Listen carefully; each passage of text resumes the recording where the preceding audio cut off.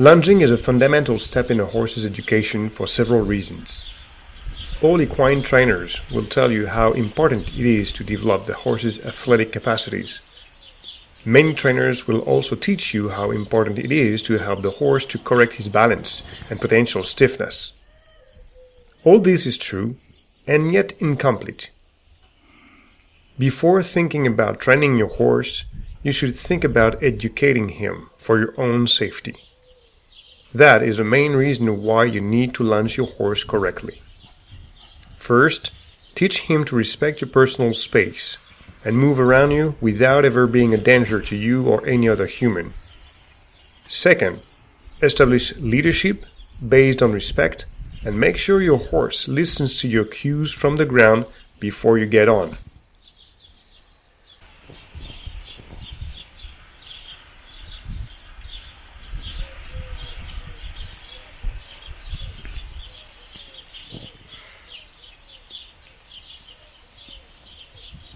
Whether you are an apprentice or an experienced driver, you may fasten your seatbelt and check your mirrors before you start your engine, right? Lunging is the same to horsemanship. Basic checks before riding your horse. When lunging, you re-establish your connection with the horse. You remind each other your respective position within the herd. And, most of all, you consolidate that bond that will lead to a sustainable and respectful relationship on the long term.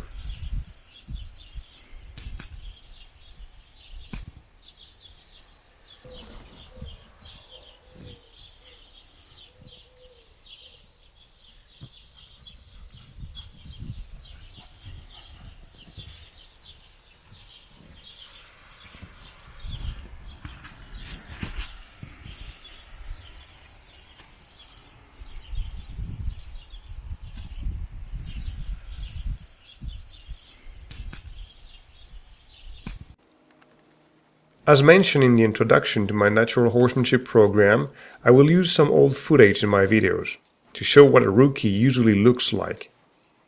I will also include some more recent footage to illustrate the progress you will go through after a few years of practice. First of all, unless you work with a colt, you can stand in front of your horse and point a direction by raising the hand that is holding the lead rope. Do not pull on the rope. Just point a direction and let some time to your horse to understand and respond.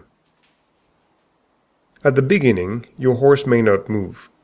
So, do not be afraid to use your flag as a second deal by increasing pressure.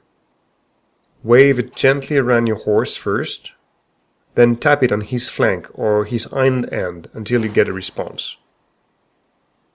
As soon as the horse moves into the right direction, release pressure and let him walk nicely around you. Finally, when you ask for a stop, try to be consistent and particular. Turn toward the hip and increase pressure. You should push the hind legs until they cross, the horse pivoting on his forelegs. Due to their monocular vision, you may remember that horses need to be taught the same exercise on both sides. So, once you have been through the complete process on one side, repeat the same on the other. That is important if you want to have a balanced and a safe horse.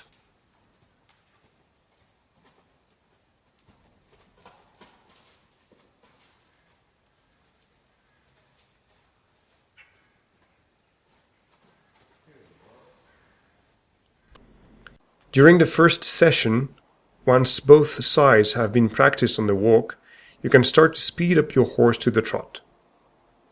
Repeat the process to make him move forward. Then point the same direction until he starts to trot. If he does not understand, you should wave your flag again until the horse jogs or trots. Then release pressure and reward.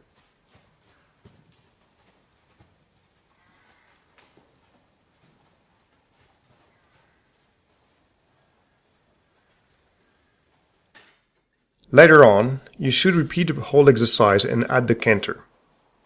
First, point the direction and let some time to your horse to respond. Do not be too hasty. Then, make sure your horse is walking quietly, not jumping around or trotting without you asking. Once your horse trots peacefully around you, it is time to ask for the loop. Point the same direction and let some time to your horse to think about this new cue. Then, put pressure by waving the flag until he lopes around you. The first time, canter will be rough and you may need to run a little bit. But step by step the horse will get used to it, get relaxed, and lope nicely.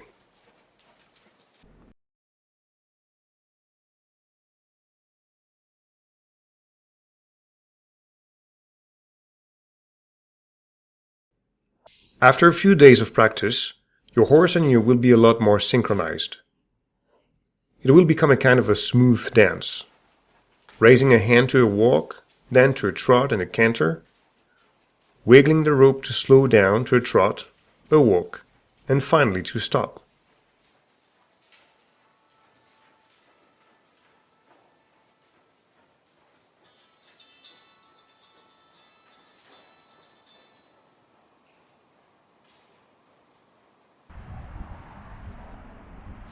Some horses, either because you could not catch their attention or because of their dominating character, will tend to lose focus or simply disregard you.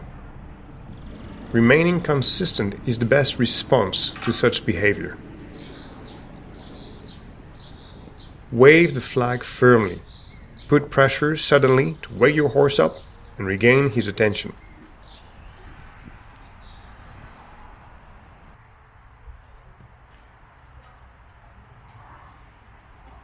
You should keep your flag in hand during the first sessions to teach your horse to bend correctly around you when walking in a circle. Head should be tipped inside, ribcage bent outside, the whole body following the shape of the circle. To get that bending, you can simply raise your flag toward the horse's shoulder. And whenever he starts to look outside, a light touch of your fingers on the rope should bring his attention back to you. Keep in mind that you should always give your horse some time to think about the cue. After a while, if you still get no response, you should put pressure by raising the flag, waving it, and tapping it on the horse's flank or hind end to get a response. Remember, release pressure and get back to a neutral position as soon as the horse starts to move.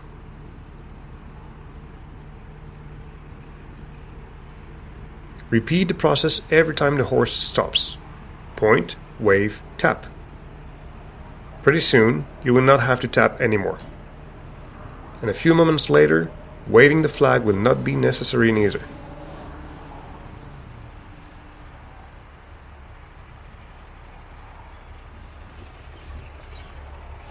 Some horses will respond to pressure by crowding you, as a defensive move. You have to be firm from the very beginning, as such a habit can become quite dangerous. As soon as your horse gets closer to you, raise the flag and tap his flank until he walks around you in a nice circle.